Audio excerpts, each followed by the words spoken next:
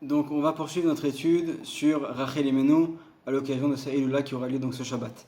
Donc il faut voir donc, ce qu'on a vu dans le Midrash, donc que finalement au moment où le Beth Amikdash est détruit, bien que les patriarches Abraham, Yitzhak, Yaakov, Moshe interviennent, finalement on voit que les arguments qui vont avoir le plus de poids, ce sont les arguments de Rachel qui va en quelques instants réussir à inverser la tendance et à obtenir une promesse exceptionnelle d'Hachem qui est qu'un jour ou l'autre, le Beth Amikdash sera reconstruit. Donc, pour comprendre cela, donc déjà la première question, c'est de savoir pourquoi est-ce que c'est précisément Rachel qui va être la plus convaincante de tous. Ça, c'est la première question.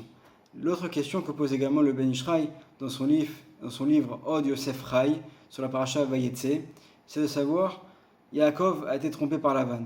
On sait que Yaakov est un tzaddik, Ishtam Yoshev Ohalim, c'est un tzaddik, quelqu'un qui est parfait déjà depuis sa naissance. Alors comment expliquer que Hachem n'a rien fait pour l'aider, il n'y a pas eu quelque chose qui a fait, ou sinon Hachem aurait tout simplement pu lui dire, écoute, c'est ta réparation, c'est ton tikkun, c'est pour l'homme Israël, tu dois épouser Rachel et Léa.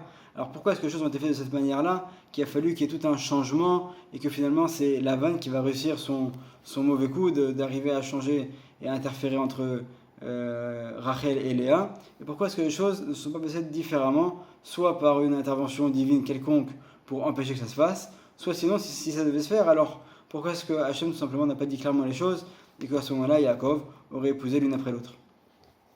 Donc voilà, on va répondre donc à ces deux arguments. Ces deux questions. La première chose, c'est d'analyser les arguments donc de Rachel. Il faut savoir que finalement, si on peut résumer, qu'est-ce que dit Rachel? Rachel lui dit, regarde, moi qui suis un être de chair et de sang, j'ai réussi à renoncer à mon honneur, tout ça pour ma sœur. J'ai été d'accord donc d'une certaine manière de m'annuler, et bien que c'était très difficile pour moi, j'ai pu comprendre et faire la part des choses et renoncer donc à ce qui me revenait de droit. Donc, a fortiori, si on pouvait parler comme ça, toi Hachem, qui est le maître du monde, qui est éternel, alors tu dois toi aussi faire preuve de la même chose, et toi aussi tu dois, bien que d'un point de vue de la rigueur, c'est évident que ça te revient, et que d'un point de vue de la loi stricte, alors il y a eu des fautes qui ont été faites, c'est vrai, mais toi, en tant que roi des rois, si moi j'ai pu arriver à ne pas aller selon la loi stricte et la rigueur, et j'ai réussi à faire preuve de miséricorde, alors a fortiori, toi aussi Hachem, tu dois pouvoir le faire. On parle bien sûr sous forme de métaphore. Donc c'est ce qu'on appelle d'ailleurs en hébreu le kal vachomer, donc le raisonnement a fortiori. Et il faut savoir un enseignement donc extrêmement intéressant. Pourquoi est-ce que Rachel donc, a décidé donc, d'utiliser ce type de raisonnement-là pour convaincre Hachem? On aurait pu peut-être éventuellement trouver d'autres arguments. En fait, c'est pas pour rien que Rachel fait les choses, puisqu'il faut savoir que en fait, le Ben Ishraï va nous citer un autre livre qui s'appelle le Bene Issachar, que vous voyez ici, dans lequel, donc en fait, c'est un livre qui est découpé en différents textes, divisé selon les mois de l'année. Et à la fin des commentaires sur le mois de Elul, donc le Rav du Bnei Issachar va nous faire donc une révélation importante. Il explique la chose suivante. Il faut savoir que dans le Talmud, il y a 13 règles de raisonnement que nous lisons donc tous les matins. Donc il y a Kal Vachomer, Gzera Shava, etc., etc. Il y en a en tout 13. Et on sait également dans la Torah qu'il y a 13 attributs de miséricorde. Donc ils sont dit Kel, Rachum, Vechanun, Erech, Apaim, Vapresed, Vehemet, Notzer Chesed, La'alafim, Notzer Avon, Vefesha, Vechata, Venake. C'est les 13 attributs de miséricorde. Donc c'est les 13 attributs, les 13 midot, les 13 moyens de communication par lesquels Hachem donc exprime sa miséricorde sur le monde.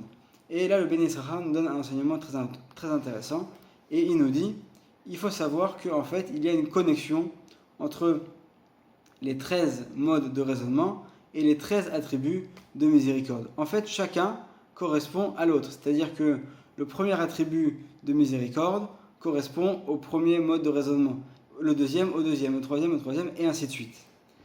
Et il faut savoir donc que le premier mode de raisonnement qui est cité, on le lit tous les matins au tout début de la prière, c'est le Kal Vachomer, c'est le raisonnement a fortiori.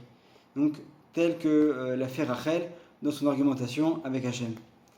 Et à son encontre, on a donc dans les 13 attributs de miséricorde d'Hachem, on a le premier qui est Kel, donc Aleph Lamed, qui est en fait l'expression de la bonté divine. Où est-ce qu'on le voit? Dans le Sefer de Bamidbar, dans le chapitre 12, verset 13, lorsque Myriam, la sœur de Moshe, va être frappée de la lèpre, c'est Moshe qui vient pour prier pour elle, et à ce moment-là, qu'est-ce qu'il dit? El na refana la. Il utilise donc encore une fois ce nom-là, Aleph Lamed, pour que en fait se révèle donc la miséricorde d'Hachem et qu'elle soit guérie. On a également une autre phrase dans les Teilim qui dit Chesed El Kolayom. Donc en fait on lit le Chesed avec ce nom-là, Kolayom, donc tout le temps. Et donc c'est pas pour rien que Rachel en fait va utiliser cet argument. C'est que tout simplement en faisant un raisonnement a fortiori, elle sait qu'elle va dans les cieux réussir à réveiller cet attribut de miséricorde qui est propre à Hachem. Et donc elle va obtenir cela, et comme le dit le Ben Ish Chai dans son livre Od Yosef Rai, donc grâce à elle on va obtenir cette aftacha, donc cette promesse, al ageula mekoach tana kal vachomer. Donc par la force de ce raisonnement du kal vachomer, du raisonnement a fortiori, elle va réussir à obtenir la promesse d'Hachem que nous aurons un jour la délivrance future. Donc en fait on comprend que finalement c'est grâce à la miséricorde dont Rachel a fait preuve vis-à-vis de sa sœur Léa qu'on a pu avoir cette promesse, puisque si Rachel n'avait pas souffert en voyant sa sœur prendre sa place d'une certaine manière, alors elle n'aurait pas pu faire ce raisonnement a fortiori devant Hachem en lui disant regarde, si moi j'ai souffert, alors toi aussi d'une certaine manière tu peux souffrir et pardonner à mes enfants. Donc on va lire un petit peu aussi également donc, les paroles du Ben Ish Chai dans le texte pour mieux les comprendre. הרי מכל הדברים והאמת הנזכרים לעיל, אנחנו למדים שמעשה רחל שעשתה עם אחותה נעשה קרן קיים לישראל.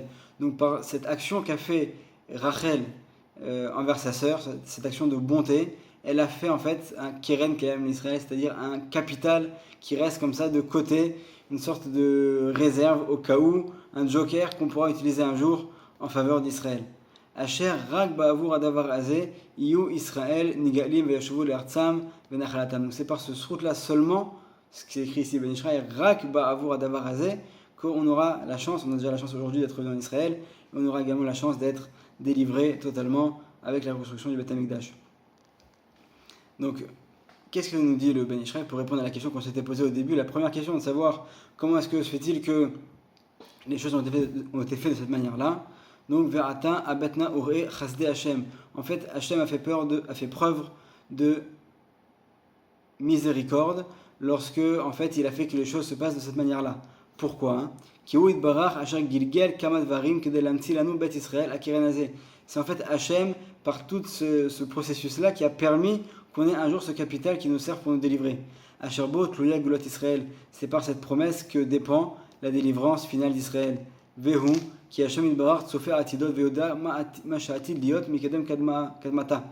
Hachem qui sait déjà l'avenir, qui voit déjà tout ce qui va se passer, donc avait anticipé et prévu les choses en permettant que donc les événements aient lieu de cette manière-là.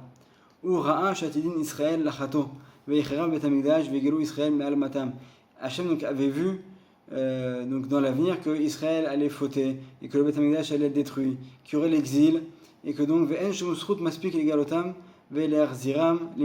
que aucun autre mérite ne pourrait suffire pour les ramener sur leur terre. Donc on voit que finalement les arguments qu'on a eus par les autres patriarches, alors peut-être que c'était des bons arguments, mais ils sont peut-être pas suffisants pour nous faire revenir. Et là, Rak, Srout, Chesed, Sheye, Etzel, Rachel, c'est seulement grâce au Chesed, à la miséricorde dont a fait preuve Rachel, Shebo, Shavu, Umimenu, Iye, Nolad, Kal, Vachomer, Ligolatam. Donc par ce raisonnement a fortiori, on a permis donc on aura un jour donc cette délivrance totale et complète. L'écart, Be'ashgachato Idbarar, Gilgel, Adavar Azel, et Yaakov Avinu, Alav Shalom, She, Yirame, Oto Lavan, Leachlif et Tishton, Veo, Verachel, Veagishu, Bidvar, Betechila, Veasu, Benem, Simanim. Donc c'est Hachem qui a fait en sorte en fait que de laisser les choses faire pour que Lavan, donc le beau-père, d'ailleurs on voit il s'appelle Lavan, c'était quelqu'un de rusé, c'était un grand menteur, et même dans son nom il s'appelle Lavan, alors que, qui signifie en hébreu le blanc, alors qu'il est tout sauf blanc, et il a réussi donc à intervertir entre Rachel et Léa. Et bien que Yaakov et Rachel aient vu les choses venir, c'est Hachem qui fait également en sorte qu'il prévoit les choses, qu'il anticipe, qu'il fixe entre eux des signes, et que Rachel va aller jusqu'à vraiment non seulement révéler ses signes à sa sœur, mais également l'aider pour ne pas que Yaakov puisse découvrir de qui il s'agit. Et donc en fait, comme le dit le Ben Ish Chai par la suite, donc, et à l'encontre de ce raisonnement a fortiori, lo matzea midat adin pitron pe, donc la rigueur céleste n'a pas trouvé de réponse, et katreg ou les harer achar tanash zo shel Rachel. Donc en fait, Rachel, elle les a, comme on pourrait dire, battus par chaos, elle les a totalement décimés, il n'y avait plus aucune réponse de la part de la rigueur céleste contre les arguments de Rachel. Et en revanche, si les choses avaient été révélées depuis le début, alors forcément on n'aurait pas pu arriver à cette situation-là où on a donc Rachel qui va vouloir venir et aider sa sœur. Donc ça c'est une première chose. Maintenant il y a des gens qui pourraient penser, alors c'est ce que cite ici le Ben Ish Chai, ils pourraient se dire oui mais alors Rachel, en vérité son raisonnement, il tient pas debout. Pourquoi ? Parce que Rachel, on pourrait penser, on sait que c'est écrit dans la Torah, que Rachel était Yefat Toar, Yefat Mare, c'était une femme qui était d'une beauté extraordinaire comme personne d'autre dans le monde. Et donc on pourrait penser qu'en fait Rachel, bien qu'elle ait aidé sa sœur, elle n'avait pas forcément une intention qui était sincère et authentique. Et pour ça on va donc raconter une petite histoire que nous dit le Ben Ish Chai. Donc c'est en fait l'histoire d'un homme qui était marié avec une femme particulièrement intelligente, une femme vraiment qui était extraordinaire, une Eshet Chayil, une femme vaillante, comme on peut en trouver aujourd'hui beaucoup dans l'homme Israël. Et donc cette femme, elle était toujours avec lui, ils vivaient tous les deux en totale harmonie. Et un jour où cet homme était parti donc seul chez des amis, alors voilà qu'il a commencé un peu à boire du vin, il s'est un petit peu trop enivré, et voilà que passe dans la maison la fille de son ami qui n'était pas mariée, et tout de suite, donc sous l'effet de la boisson, il a un moment de folie et il décide de vouloir se marier avec elle. Et tout de suite, ce qu'il fait, il perd pas de temps, ils prennent tout de suite 2 témoins. Et donc à l'époque, il faut savoir que le mariage se faisait donc en 2 étapes. Donc il commence déjà tout de suite à se fiancer avec elle devant 2 témoins et en lui promettant qu'il se mariera avec elle. Donc un mois plus tard, il y aura donc la choupa. Or lui-même est un homme marié. Donc au moment où il sort de là-bas, une fois que l'effet du vin s'est un petit peu dissipé, alors voilà qu'il réalise donc la bêtise qu'il a fait et il se pose la question comment est-ce qu'il va faire pour arriver à s'en sortir. Et il se dit bon, j'ai pas d'autre choix, ma femme est une femme très intelligente, il faut que j'aille et que je lui révèle donc ce qui s'est passé. Donc il va la voir et il lui raconte tout. Et en lui racontant, il lui a dit donc voilà la fille de un tel. Et la femme, donc elle comprend tout de suite, elle voit très bien qui est cette personne, elle voit tout de suite de qui il s'agit. Et il lui dit, écoute, je crois que je n'aurai pas de choix, je vais maintenant aller et lui donner le guet. Parce que il dit, bon voilà, je ne peux pas rester dans cette situation-là. Et elle lui dit, mais non, pourquoi tu veux lui donner le guet? Qu'est-ce qui t'empêche, à l'époque il pouvait encore, qu'est-ce qui t'empêche également de te marier avec elle? Il n'y a pas de problème, pour moi, tu as mon accord, tu peux te marier avec elle. Pourquoi est-ce que tu voudrais divorcer? Alors lui, il n'y croit pas, il dit quoi, tu plaisantes? Elle dit non, pas du tout. Je suis vraiment très sérieuse, ne t'inquiète pas, je ne t'en voudrais pas, en toute sincérité. Tu peux te marier également avec elle, tu auras 2 femmes, c'est pas un problème. Bon, donc lui, il est étonné, il lui dit donc quand est-ce que tu prévois le mariage? Alors il lui dit, écoute, c'est prévu pour dans un mois. Il dit, dans un mois? Mais pourquoi attendre aussi longtemps? La semaine prochaine, marie-toi avec elle, pourquoi tu vas attendre? Dépêche-toi. Alors il dit oui mais bon tu sais il faut s'organiser, il faut trouver donc un endroit où préparer la cérémonie, etc. Alors elle lui dit mais pourquoi tu te casses la tête? On a chez nous une grande cour. Il lui dit mais attends, je ne vais pas faire maintenant me marier avec une autre femme devant toi dans notre cour à nous, de notre maison conjugale. Et il dit mais non, pas du tout, il n'y a aucun problème. Prends notre cour, marie-toi. Moi ne t'inquiète pas, je vais aller là pendant 1 mois chez mon père. Et voilà, une fois que tu auras fini, moi je reviendrai au bout d'1 mois. Et ne t'inquiète pas, c'est pas que je m'en vais parce que je t'en veux quelque chose. je t'en veux de rien, mais je sais que ma simple présence, moi, en tant que première femme, risquerait de gâcher la joie du mariage. Et je veux vraiment que tu puisses profiter de ce mariage, que tu aies vraiment la plus grande joie. Donc, il n'y a pas de problème, ne t'inquiète pas pour moi. Je prends mes affaires, je m'en vais chez mon père pendant un mois. Voilà, là aujourd'hui, on est veille de Rosh Chodesh. Exactement, dans un mois, veille de Rosh Chodesh prochain, tu verras revenir. Par contre, je te préviens, pendant un mois, ne me parle pas, ne m'envoie pas de message, ne m'envoie pas de messager, ne m'envoie aucun cadeau. Rien du tout. Tu attends que je revienne et c'est tout. Il dit bon, ok, écoute, il n'y a pas de problème, on fait comme ça. Et bon, lui, ça le travaille, il est très étonné de cette réaction de sa femme. Il ne pensait jamais qu'elle serait aussi convaincue et qu'elle laisserait comme ça faire. Et lui-même ne pensait même pas procéder comme ça. Il lui dit mais je comprends pas, tu peux m'expliquer un peu pourquoi tu réagis comme ça? Et je suis étonné de voir à quel point tu réagis positivement. Et il lui dit écoute, sache une chose, mon père c'est un grand rave. Et un jour il avait une question. Et il est resté pendant très longtemps avec cette question. Et c'est une après-midi de Shabbat, en étudiant dans les Nevi'im. Il faut savoir qu'à l'époque, et encore jusqu'à il y a moins de 100 ans, c'était une coutume dans le Ham Israël d'étudier les livres des prophètes le Shabbat après-midi. Et un jour, donc, en étudiant les livres des prophètes le Shabbat, il a trouvé la réponse à ces questions. Donc toi aussi, pareil. De la même manière que mon père a trouvé les réponses à ces questions au bout d'un moment, toi aussi, apprends à attendre. Et un jour ou l'autre, tu comprendras pourquoi j'ai réagi comme ça. Bon, très bien. Donc tout de suite, le mari, donc elle, la femme s'en va, elle fait ses affaires, elle s'en va tout de suite. Et le mari donc, va chez le père de la jeune fille pour lui annoncer donc qu'il est prêt la semaine prochaine à se marier avec elle. Et voilà que c'est vrai qu'au moment où il avait vu, lui il était sous l'effet de la boisson, donc il n'avait pas pu vraiment bien la voir. Et voilà que au moment où il arrive sous la roupa, et là donc bien sûr il est totalement sobre, il n'a bu aucun verre de trop. Et là, elle a beau s'être arrangée et avoir mis tout la plus belle robe de mariée, etc. Mais lorsqu'il regarde cette femme,